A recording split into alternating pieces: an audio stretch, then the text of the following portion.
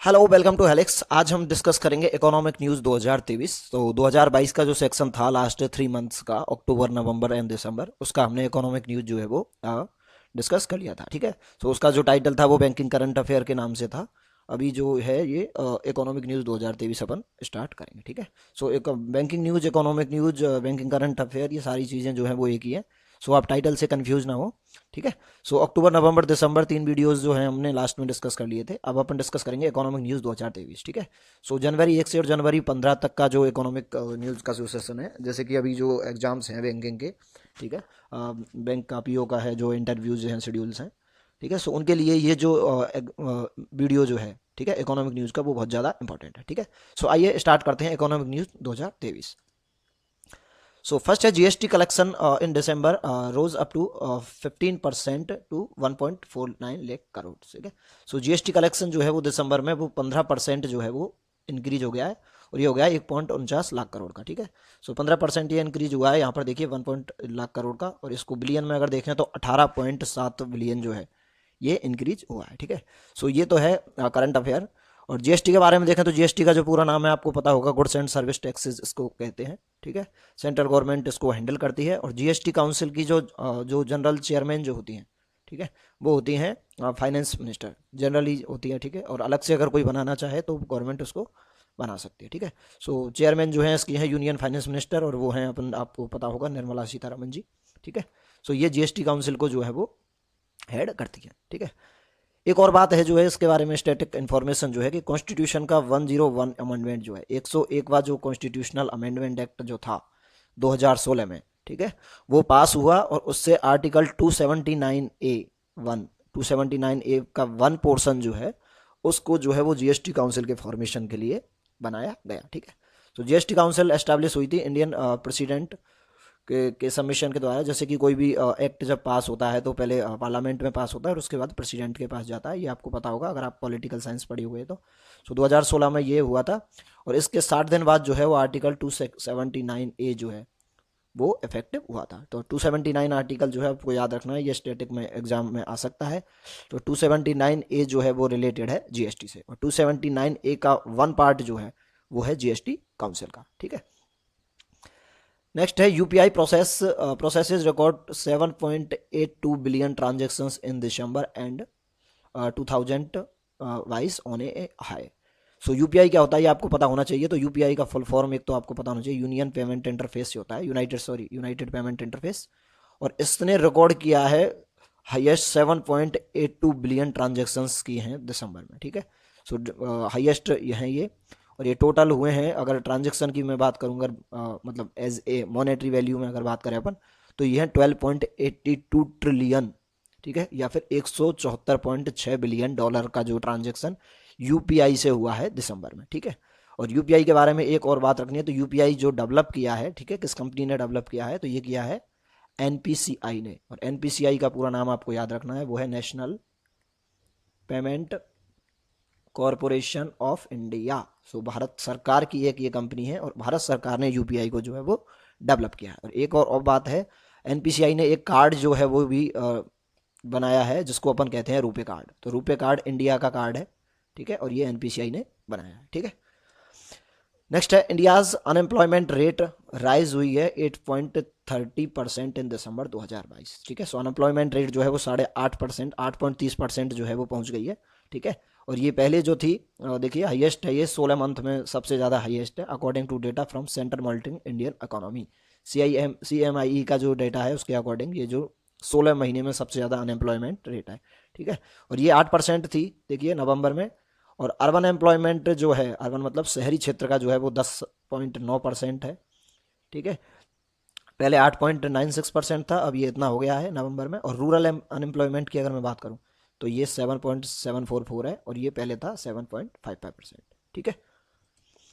Next है state wise अगर unemployment rate की अगर अपन में बात करें, तो इन दिसंबर में देखिए अनएम्प्लॉयमेंट रेट है जो है 37.5%, मान लीजिए इसको 37.4% है नॉर्थन स्टेट्स में, जैसे कि हरियाणा में। Followed by 28.5% in Rajasthan and 20.8% इन दिल्ली। ठीक है। सो ये तो देखिए दिसंबर के महीने का है। वैसे अगर नॉर्मली अगर एवरेज देखें तो हरियाणा में जो है वो सबसे ज़्यादा अनएम्प्लॉयमेंट रेट है, और दूसरे नंबर पर जो आता है वो आता है राजस्थान। ठीक है, सो ऑलवेज हरियाणा और राजस्थान जो दोनों हैं वो ऑलमोस्ट टॉप में रहते हैं। ठीक है, अनएम्प्लॉयमेंट रेट जो है वो डिक्लाइन हुआ है 7.2% इन जुलाई सेप्टेम्बर क्वार्टर में। जुलाई सेप्टेम्बर क्वार्टर था, उसमें दो डिक्लाइन हुआ था। 6.5% था पहले, लेकिन ये हुआ 7.2%। ठीक है, सो थोड़ा सा कम हो गया था। So according to separate quarterly data compiled by the state run national statical organisation NSO. So ये आपको नाम याद रखना है, एनएसओ। और एनएसओ काफ़ी जो है वो स्टेटिक्स के जो सर्वे हैं, ठीक है, वो एनएसओ करता है। ठीक है, सो एनएसओ के अकॉर्डिंग जो ये 7.2% था जुलाई सितंबर क्वार्टर में। नेक्स्ट है इंडियाज इंटरनेशनल फाइनेंशियल असेट जो है वो ड्रॉप हुआ है 56.5 बिलियन के। ठीक है, सो ये हुआ है, देखिए 56.5 बिलियन जो है ये ड्रॉप हुआ है, और इसके ड्रॉप होने का जो रीजन है वो है valuation losses accounting for a major part. ठीक है, जैसे कि आपको पता है कि डॉलर का जब प्राइजेस जब बढ़ता है तो अपन का जो फाइनेंशियल स्टेटस जो होता है, फाइनेंशियल असेट जो होते हैं वो कम हो जाते हैं। ठीक है, सो वैल्यूएशन लॉसेस की वजह से इंडिया का इंटरनेशनल फाइनेंशियल जो असेट है वो 56.5 बिलियन जो है वो डिक्लीन हुआ है। नेक्स्ट है government eyes $17 billion cut in the food and fertiliser subsidies in 2023-24। ठीक है, जैसा कि हमको पता है गवर्नमेंट जो है वो सब्सिडीज देती है। सब्सिडी का कॉन्सेप्ट जो है वो अपन अलग से अपन डिस्कस करेंगे। सब्सिडीज का मतलब ये होता है कि किसी की अगर प्राइस अगर 10 रुपये है और अगर कस्टमर उसको 10 रुपये में अफोर्ड नहीं कर पा रहा है तो उसमें को गवर्नमेंट जो है उसका कुछ पोर्सन जो है वो पे करती है। ठीक है, सो 2 रुपये जैसे गवर्नमेंट ने दे दिया तो हमको इसको 8 रुपये देने, तो इसमें हमारा जो है वो फायदा हो जाता है। इसको बोलते हैं सब्सिडी। जैसे कि एलपीजी सब्सिडी है, फर्टिलाइजर सब्सिडी है, फूड सब्सिडी है, इन सबको अपन इस तरीके से समझते हैं। तो गवर्नमेंट ने जो है वो $17 बिलियन की जो सब्सिडी जो है वो उसको कट करने का जो है प्लान किया है 2023-24 में। और इसमें खबर जो देखें तो मेन जो है वो फूड एंड फर्टिलाइजर सब्सिडी है, ये 3.7 ट्रिलियन रुपीज या फिर 44.6 बिलियन जो है वो फिस्कल ईयर अप्रैल में डाउन करेंगे ये 26% को। ठीक है, और इससे क्या है कि फिस्कल डेफिसिट जो है वो उसको कंट्रोल किया जाएगा। और फूड एंड फर्टिलाइजर सब्सिडी जो है वो अलोन इन दोनों का अगर फर्टिलाइजर सब्सिडी का अगर मैं पार्ट करूं तो ये इंडिया के इकोनॉमी बजट जो है उसका 1/8 पोर्सन है। 1/8 पोर्सन है, तो उसमें अगर अपन अगर चेंज करेंगे, इसको कम करेंगे, तो इससे अपन को फिजिकल डेफिसिट जो है वो उसमें मेंटेन हो जाएगा। सो 39.45 ट्रिलियन जो है इंडियन रुपीज जो है वो फिजिकल ईयर में इससे स्पेंड होंगे। ठीक है, बट इसको अगर अपन रिड्यूस करेंगे तो सब्सिडी को भी पॉलिटिकली सेंसिटिव, जैसा कि आप जानते हैं कि सब्सिडी अगर इसको अपन रिड्यूस करेंगे तो जैसे नेक्स्ट ईयर जो इलेक्शंस आने वाले हैं तो इन इलेक्शंस में इसका जो है वो इम्पैक्ट पड़ सकता है। ठीक है, नेक्स्ट है RBI survey for the price movement inflation assessment launch. तो आरबीआई ने एक सर्वे स्टार्ट किया है प्राइस मूवमेंट के लिए, प्राइस जो है वो कम ज़्यादा जो होता रहता है उसके लिए, और इन्फ्लेशन जो है महंगाई जो है उसके असेसमेंट के लिए आरबीआई ने एक सर्वे जो है वो लॉन्च किया है। ठीक है, और ये जो सर्वे जो है इसको अपन कहेंगे expectation survey of the house hold EISH। और ये जो है वो एक डेटा जो है वो प्रोवाइड कराएगा मॉनेटरी पॉलिसीज़ के लिए, यूजफुल डेटा प्रोवाइड कराएगा। ठीक है, सो जनवरी 2023 की अगर मैं बात करूं तो सर्वे जो है वो कंडक्ट होगा 19 सिटीज़ जो हैं इनमें कंडक्ट किया जाएगा, और इसका जो एम जो होगा, इसका जो टारगेट होगा वो है कैप्चर सब्जेक्टिव असेसमेंट। ठीक है, सब्जेक्टिव असेसमेंट प्राइस मूवमेंट के लिए और inflation based on the individual consumer baskets. ठीक है, सो इन्फ्लेशन जो इंडिविजुअल के लिए बात करते हैं तो दो प्रकार का इन्फ्लेशन होता है, ये शायद आपको पता होगा अगर इकोनॉमी अगर पढ़ा है तो। एक तो होता है CPI inflation, consumer price index, और एक होता है WPI इन्फ्लेशन, होलसेल। ठीक है, तो CPI का मतलब होता है कि कस्टमर्स जो अपन जो चीज़ खरीद रहे हैं उसकी प्राइस में कितनी महंगाई आई है, और WPI का मतलब होता है होलसेल प्राइजेज जो हैं उनमें कितना जो है वो महंगाई आई है। ठीक है, सो ये दो प्रकार का इन्फ्लेशन है, इनके आपको नाम याद रखना है। ठीक है, नेक्स्ट है GDP pegged at 7% by NSO अभी अपन ने पढ़ा था, national statical organisation. So India की जो इकोनॉमी है वो एक्सपेक्टेड है टू ग्रो 7%। तो इस साल का जो फाइनेंशियल जो स्टेटस है, फाइनेंशियल जो एक्सपेक्टेशंस है हमारी GDP को लेकर, वो 7% की ग्रोथ बताई है नेशनल स्टैटिकल ऑर्गेनाइजेशन ने। ठीक है, ये एक एस्टिमेट है, इससे कम भी हो सकता है और इससे ज़्यादा भी हो सकता है। ठीक है, तो जितने भी फाइनेंशियल इंस्टीट्यूशंस हैं जो रिपोर्ट जारी करते हैं वो हर एक देश के लिए, हर एक इंस्टीट्यूट के लिए क्या है GDP एक्सपेक्टेशंस का लिस्ट देते हैं। ठीक है, और एक क्वेश्चन जो है वो बैंकिंग एग्जाम्स में इसमें से जरूर आता है। ठीक है, NSO के अकॉर्डिंग कितना है, RBI ने कितना बताया है, या फिर वर्ल्ड बैंक ने कितना बताया है। ठीक है, नेक्स्ट है forex reserves at $562.9 billion, fall by $17 billion in 2022। So India का जो फॉरेन एक्सचेंज रिजर्व है वो फॉल हो गया है, मतलब गिर गया है, मतलब कम हो गया है $70 बिलियन से 2022 में। और ये जो डेटा है वो जारी किया है रिजर्व बैंक ऑफ इंडिया ने, ठीक है। और जो डिक्लाइन हुआ है फॉरेक्स रिजर्व जो है वो partly due to the RBI intervention. RBI ने जो करेंसी मार्केट में जो इंटरवेन किया है उसकी वजह से वॉलाइटली जो है पार्शियली अकाउंट में डेप्रिसिएशन जो है वो हुआ है, ठीक है। और ये जो इन्फॉर्मेशन, ये वाली जो इन्फॉर्मेशन है कि इस वजह से हुआ, ये कहा है निर्मला सीतारमन ने, ठीक है। तो अकॉर्डिंग टू फाइनेंस मिनिस्टर ये जो फॉरेक्स रिजर्व जो डाउन हुआ है वो हुआ है आरबीआई के इंटरवेंशन करेंसी मार्केट में, ठीक है। नेक्स्ट है RBI to auction green bond in two tranche ₹8,000 in each in January and February. So RBI जो है वो कहने का मतलब है ग्रीन बॉन्ड जो है वो लॉन्च करने वाला है 2 टाइप के, ठीक है। सो आरबीआई ने देखिए ऑक्शन किया है 16,000 करोड़ का, 8,000 करोड़, 8,000 करोड़ का, दो जो है वो ग्रीन सॉवरेन गोल्ड बॉन्ड जो है वो जारी करने का फैसला लिया है, ठीक है। सो इसमें ऑक्शन होगा। सो आरबीआई ने ऑक्शन करेगा 5 ईयर एंड 10 ईयर, ये इनका टाइम ड्यूरेशन है, 5 साल और 10 साल के ग्रीन बॉन्ड है, और worth of 4,000 crore each. And on 1 जनवरी में देखिए, इसमें जैसे जनवरी फरवरी, तो एक तो 25 जनवरी को लॉन्च होगा और एक 9 फरवरी को होगा, ठीक है। और इसमें दोनों में यूनिफॉर्म प्राइज ऑक्शन होगा, ठीक है।